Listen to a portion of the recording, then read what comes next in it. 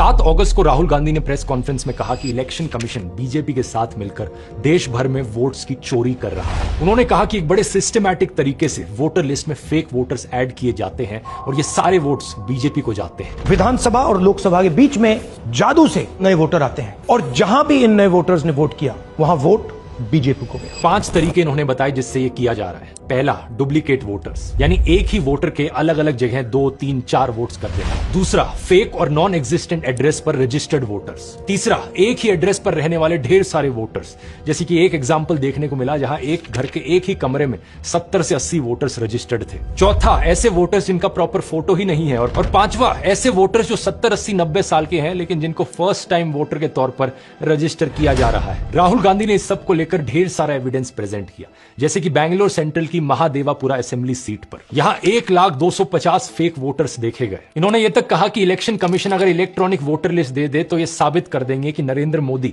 धांधली करके प्रधानमंत्री बने।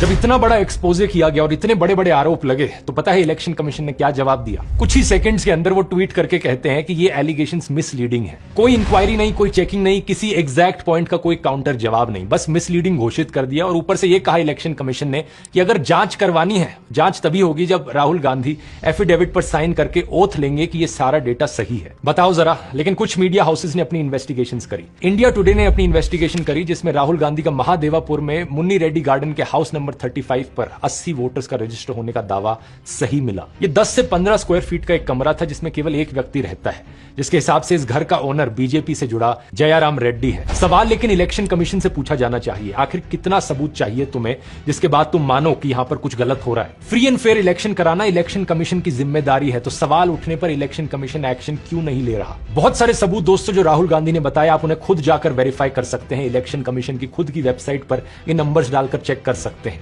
ये बात बार बार सही साबित हो रही है और अगर सुप्रीम कोर्ट और इलेक्शन कमीशन यहां पर एक्शन नहीं लेंगे तो यहां हमारा देश एक डेमोक्रेसी है भी या नहीं?